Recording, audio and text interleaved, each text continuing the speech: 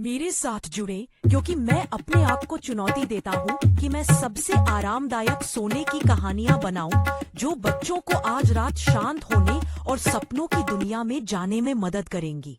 Support करने के लिए धन्यवाद। सालों पहले एक गांव में सूरज नाम का किसान अपनी पत्नी के साथ रहता था। किसान बूढ़ा था लेकिन उसकी पत्नी जवान थी। इसी वजह से किसान की पत्नी दुखी रहती थी। वो हमेशा अपने ही जैसे जवान पुरुष से शादी करने की चाहत मन में रखती थी। महिला के मन की बात को चोर समझ गया। वो रोज महिला का पीछा करने लगा। एक दिन उसने किसान की पत्नी को ठगने के विचार से उसे एक झूठी कहानी सुनाई। सालों पहले मेरी पत्नी मुझे छोड़कर चली गई थी।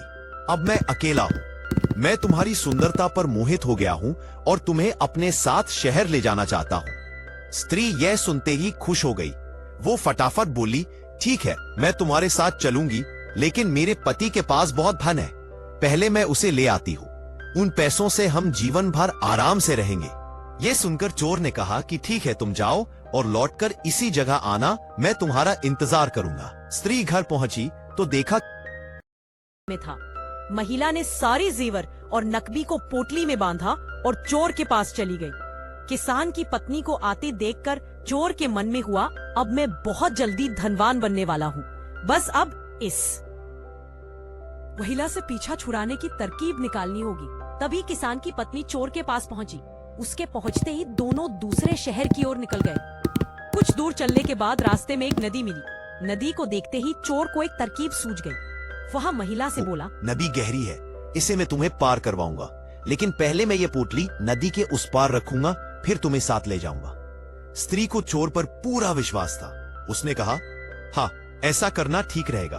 फिर चोर ने कहा, देखो, तुमने भारी जेवर पहने हैं, ये जेवर भी तुम मुझे दे दो ताकि तुम्हें नदी पार करने में कोई बाधा ना हो। यह सुनते ही किसान की पत्नी ने अपने सारे जेवर चोर को दे दिए।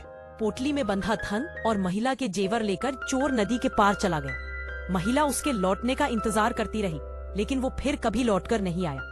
अब महिला को बहुत दुख हुआ और उसकी आंखों से आंसू बहने लगे। लेकिन पछतावे के लिए तब तक बहुत देर हो चुकी थी। उसका सारा पैसा और जेवर लेकर चोर जा चुका था। कहानी की सीख, धोखेबाजी का फल हमेशा बुरा ही होता है। व्यक्ति जैसा बोता है वैसा ही काटता है। इसीलिए कहा जाता है कि हमेशा हर रिश्ते में ईमानदारी दिखानी चाहिए। सपोर्ट करने के लिए धन्यवाद।